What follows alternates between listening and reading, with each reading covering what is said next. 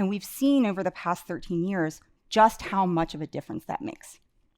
And here's the thing, is that it's not you. Empathy is just inherently confusing. Even to people who call themselves a natural empath, they probably don't get it, right?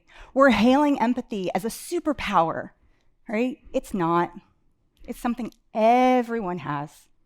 And we're actually really not as good as we think we are. Best that we get in inferring someone else's feelings, 35%. And that's like the best people who have ever been measured ever, they're wrong half the time. So if you think you're not good at it, welcome to the club. And so what has really driven me is how can we take this concept, similar to software, it's like, what is it? And how can we understand it in an analytical and systematic way? How can we lay it out schematically? And how can we deploy it in the same way that we effectively deploy software? And I love this quote by Henry Miller. It's, "Confusion is a word that we have invented for an order which is not yet understood." And this is exactly what we have with empathy. So I'm going to walk you through just a little bit of a framework to help us understand empathy, using the metaphors and using system architecture to help us apply empathy more effectively on our teams and in our code. So first, okay, what is empathy? What's the definition of it? It's not a feeling. It's not an intuition. Empathy is something that helps us achieve 4 things. It helps us resonate with emotions. It helps us reason about experiences. Yes, there is absolutely a rational component to empathy. It helps us reflect back understanding, which is really important with communication. And it helps us respond with compassion. And compassion is recognizing another person's suffering and wanting to do something about it. So looking at all of this, I was looking at the research and I found out that empathy actually has a system architecture, functionally, in our brains. And the person who has made this a big part of their research agenda is Dr. Jean Dicity, and he's out of the University of Chicago. And he focuses on what he calls the functional architecture of human empathy. And so if you read his papers, these are some quotes. "The construct of empathy needs to be decomposed." Should we be treating empathy as a monolith? We should break down empathy into its component processes. Now, I don't know about you, but when we work in software modernization, that's what we do. We are often transforming monoliths and we're breaking things down into bounded contexts and we're helping to figure out how those different pieces fit together. So it turns out that empathy is absolutely a technical skill. So when we talk about technical empathy, we're going to walk through exactly how to apply this in different contexts. So the first is by looking at Dicity's architecture. So there's 4 components that he's identified. And if we look in the literature, we've got these like affective empathy, right?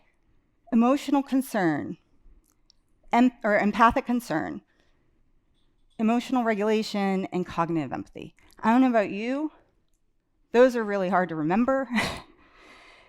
So I break it down into something that's a little bit easier: connect, care, calm, consider. Connect, care, calm, consider. And so these are the 4 aspects of empathy that we want to keep in balance. So connect. We absolutely have to resonate with somebody else's emotions, right? We can't just look at it from a top-down perspective where it's only using our minds. It's actually something that's rife for manipulation, where we know how somebody's going to act, but we don't care, so we're just going to take advantage of them. So we definitely want to be able to resonate with somebody else's experience. Care, right? We talked about this as a compassion. We need to recognize that other people are humans. Humans suffer, and we don't want to add to that suffering. What can we do to make things better? Calm. If we're not able to manage our own emotions, we're going to have a really hard time connecting with other people. So learning to recognize our own emotions, how to regulate them, how to describe them, it's an important part. And then finally, consider, right? this is the analytical part. This is the reason part. This is the I'm going to think through on a cognitive level. So those are where we start, right? But we know that when we deal with software, we don't stop there. We keep going. So within each of these functional components, we look at learnable skills, right? What are the specific things that we can do to level up each of these different areas? So these are 12 that I've kind of identified. So with Connect, we want to learn how to be mindful. That's the learning how to pay attention and notice, right? We want to learn how to be present, which is setting our own feelings aside for a moment and really being present for another person. And then attunement. So this is being able to validate another person's experience and really deepen a connection. Care, humanization, right? And that's treating people as humans, but it's also interesting in our world, it's recognizing, okay, if we've got AI or we've got, robots, like, how do we anthropomorphize them? And how does that impact our ability to empathize, not just with the software, the technology that we create, but how does that impact the humans who are going to be using that technology? Interconnection, this is systems thinking, recognizing that nothing happens in isolation. Generosity, that's defaulting to giving without expecting anything in return. For calm self-compassion, this is so important.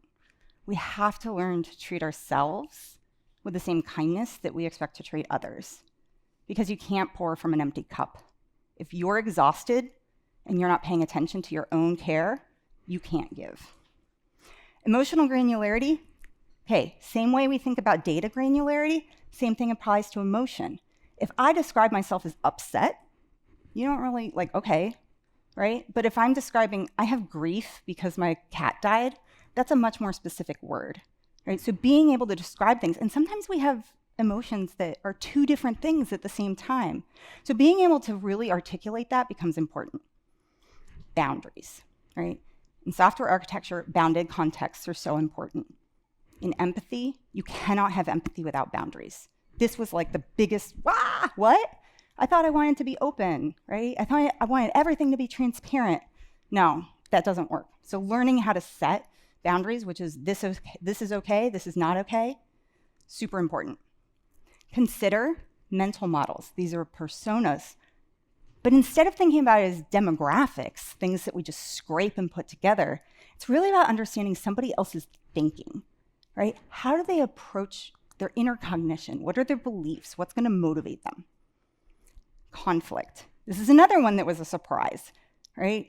But you have to be able to have healthy conflict. If you aren't having disagreements, then you're not actually having empathy. You're just having groupthink, and that can be really dangerous.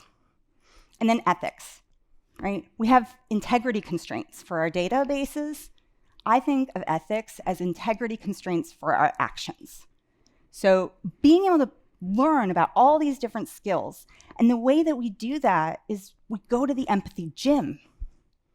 There are very specific techniques that we can practice, right, in order to level up these skills.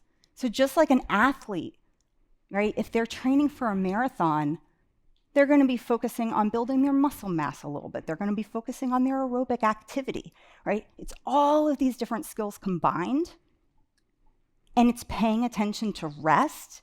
It's paying attention to when we prepare so that when we can show up and we do our best, right? The other thing is that empathy doesn't just happen in a vacuum. There's situational awareness. Empathy happens in a specific context.